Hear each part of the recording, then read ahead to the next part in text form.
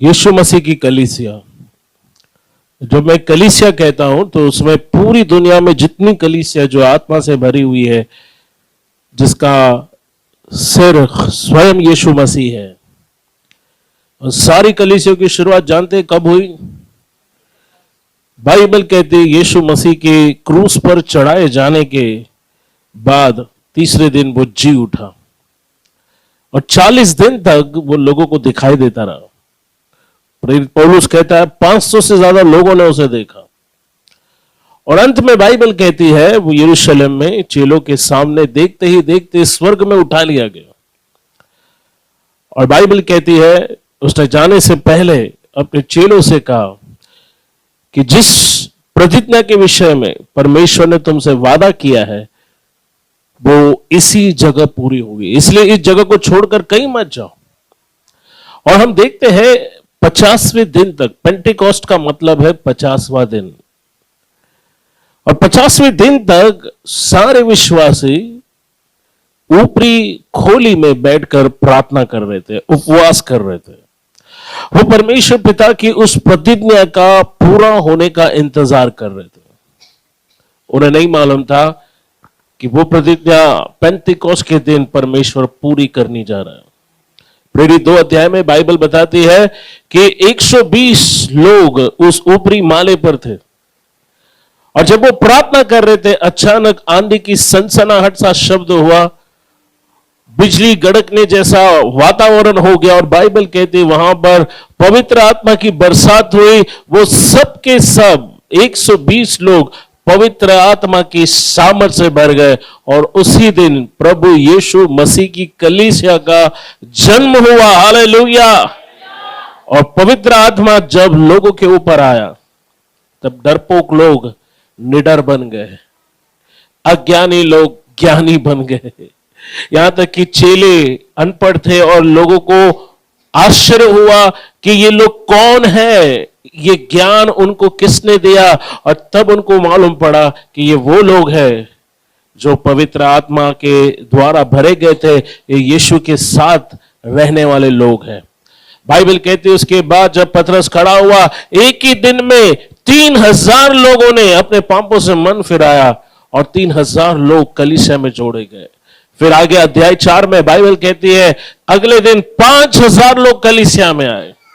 और जब आप 5 और 6 अध्याय को पढ़ेंगे, बाइबल कहती है आधा यरूशलेम शहर जो है वो कलीसिया में था। और उसके बाद कलीसिया का जो सिलसिला था बढ़ने का, वो बढ़ता गया, बढ़ता गया, बढ़ता गया, बढ़ता गया। और हम देखते हैं कि यरूशलेम पूरे आशियाई खंड में, पूरी यूरोप में फैलता गया। और हम देखते हैं यीशु मसीह का एक चेला थोमा भारत आया 2000 साल पहले यहां के लोगों को जीवते परमेश्वर का संदेश सुनाने। और हम देखते हैं कि पवित्र आत्मा की जो बेदारी है वो पेंटिकोस्ट के दिन शुरू हुई। और बाइबल कहती है योएल भविष्यवक्ता की किताब में कि अंतिम दिन में फिर एक बार आत्मा की बरसात होने वाली है। फिर एक बार परमेश्वर अपने आत्मा को लोगों पर उंडेलने वाला है। मेरी प्रार्थना है कि आप सभी पेंटिकोस्ट के सामर्थ का अनुभव करें। इन दिनों शैतान परमेश्वर के बातों का विरोध कर रहा है झूठी शिक्षा के द्वारा। जैसा कविता ने आज हमें बताया, अन्य भाषा।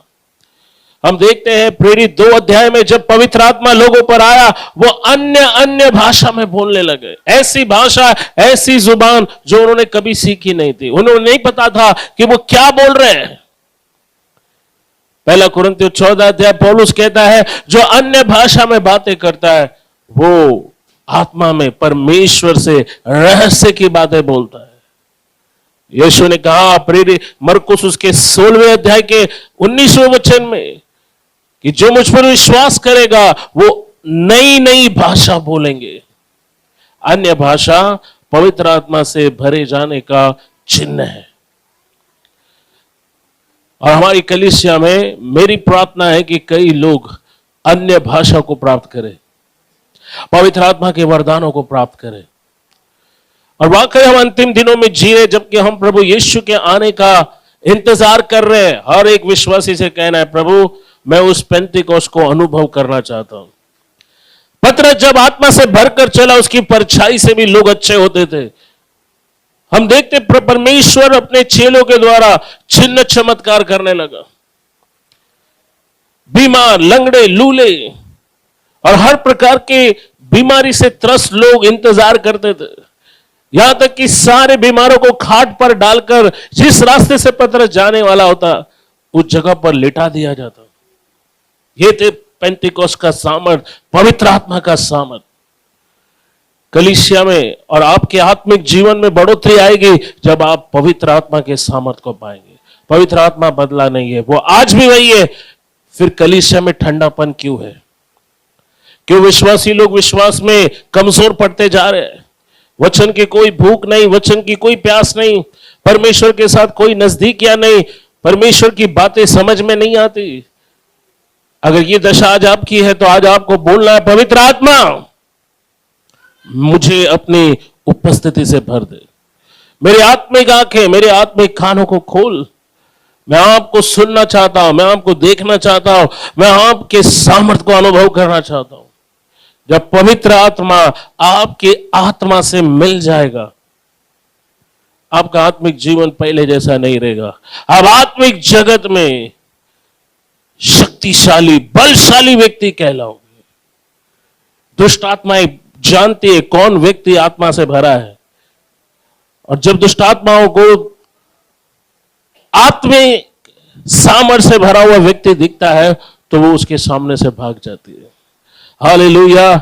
जैसे हम प्रभु यीशु के दूसरे आगमन के लिए इंतजार कर रहे, पवित्र आत्मा आप सभी को वो बल, वो शक्ति दे कि आप अंधकार की शक्तियों को नष्ट करें।